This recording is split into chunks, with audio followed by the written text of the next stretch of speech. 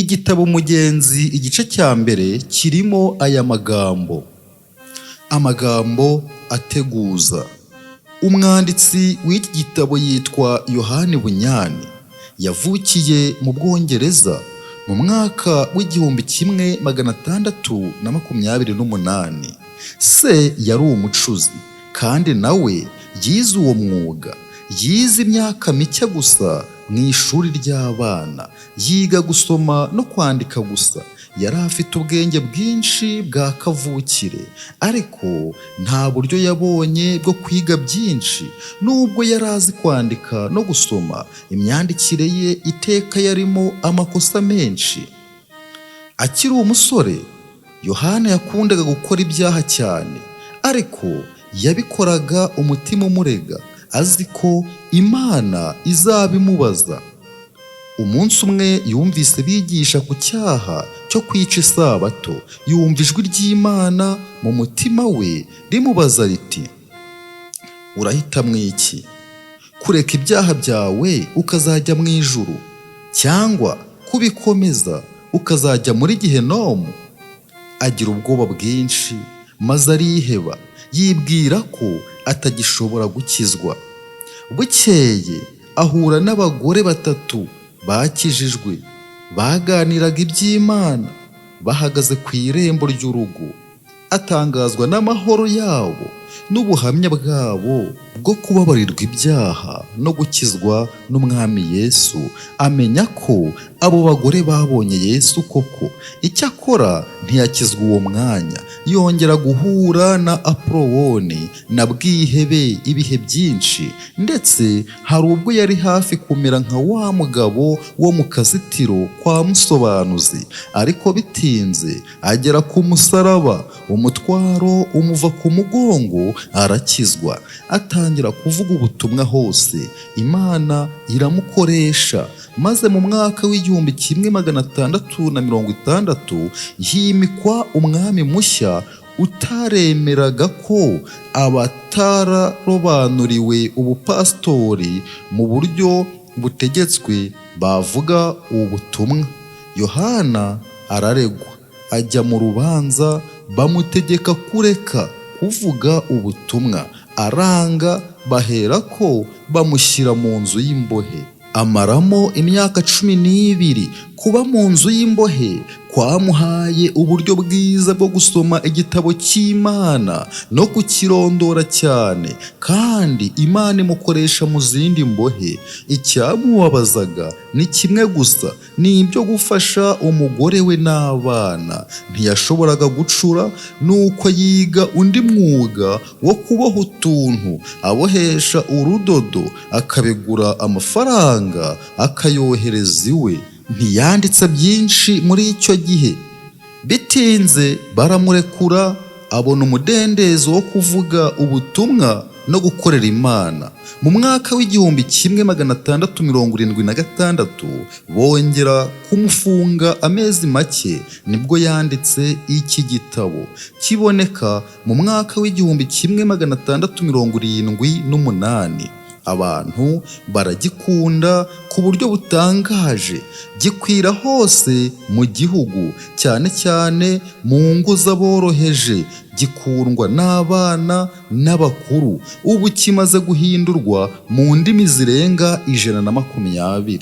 Ubwa mbere, imfura n'abanyabwenge basuzuguraga iki gitabo bati, nta mucuzi wo kwandika igitabo. Ariko buhoro buhoro gitangira kumenyekana muri bo. Yohana yarapfuye kera. Baragisoma, baragitangarira, basanga ni ingenzi rwose. Bibaza uko umuntu w'umukene w'umwuga ugayitse utize n'iby'ubwenge yashoboye kucyandika. Birabayobera. Icyabimuhesheje ni kimwe, yarazi igitabo cy'Imana uburyo gitangaje. Bisa naho yagifashe cyose mu mutwe. Ni ukuri gutinya Uwiteka ni itangiriro ry'ubwenge. Zaburi 111:10.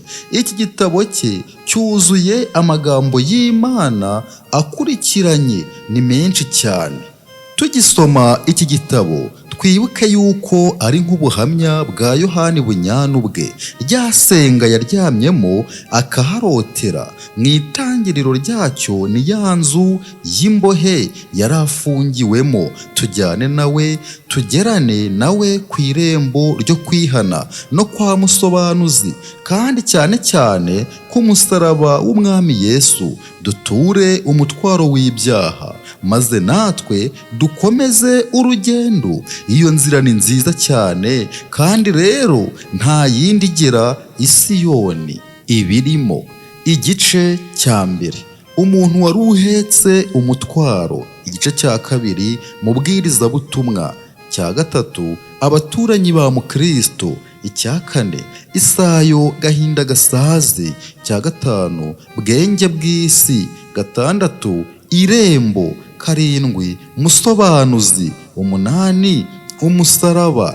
Igice cya cyenda, abasinziriye n'aburiye inkike. Icumi, umusozi witwa Biruhanya. 11, nyumba nziza. 12, igikombe cyitwa mucisha bugufi. 13, igikombe cy'igicucu cy'urupfu. 14, mwizerwa. 15, magambo. 16, ururembo rw'imburamumaro. 17, mwishakirandamu. 18, dema na mukaroti n'uruzi rwiza. 19, bwihebe. 20, imisozi y'igikundiro. 21, nta bwenge na nizera buhoro. 22, muriganya. 23, muhakanamana. 24, ubuhamya bwa byiringiro. 25, nta bwenge yanga kugirwa inama. 26, ibyo gutinya kwiza n'iby'abasubira inyuma. 27, igihugu cyitwa Bewura. 28, uruzi ni rwo rupfu. 29, ururembo Siyoni. 30, iteka nta bwenge yaciriweho. Noneho reka turebere hamwe amagambo ari mu gice cya mbere kivuga ngo umuntu wari uhetse umutwaro.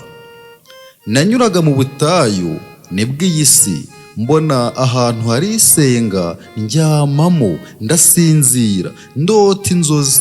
Muri izo nzozi mbona umugabo wambaye ubushwambagara ahagaze ateye umugongo urugo rwe, afite igitabo mu ntoki, ahetse umutwaro uremereye mu mugongo.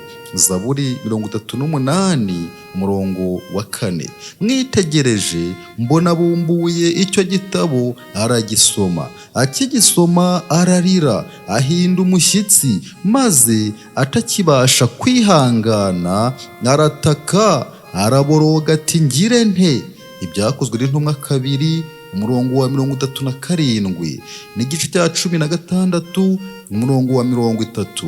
N'Abaheburayo igice cya 2, 2 kugeza 3.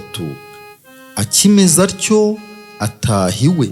Agezeyo amara umwanya ashoboye wose yiyumanganije, kugira ngo umugore we n'abana be batabona umubabaro we. Ariko ananirwa kumara umwanya munini acecetse, kuko umubabaro we ugwira. Nicyo cyatumye aheruka kubungura ubwenge, atangira kubabwira atya ati, mugore wanjye nkunda, namwe bana nabyaye, jyewe inshuti yanyu y'amagara, nishwe n'umubabaro undemereye cyane, kandi nabariwe inkuru y'impamo y'uko uyu mudugudu wacu uzatwikwa n'umuriro uvuye mu ijuru. Muri iryo rimbuka riteye ubwoba, jyewe ubwanjye nawe mugore wanjye namwe bana nkunda tuzarimbukana bibi, keretse ubuhungiro ntarabona bwaboneka bwo kudukiza. Bumvise ibyo, bene wabo baratangara cyane.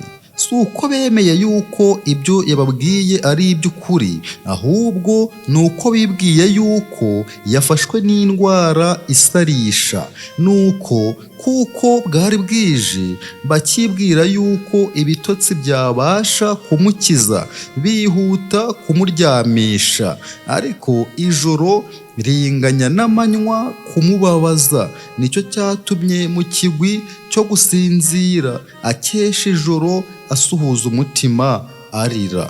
Bukeye bamubaza uko ameze, arabasubiza ati ndarushaho kumera nabi. Maze yongera kuganira nabo, ariko bo batangira kunangirwa imitima, kandi batekereza kwirukanisha indwara ye, kumutota no kumukankamira. Rimwe baramusekaga, ubundi bakamutota, byarimba bakamuzinukwa rwose.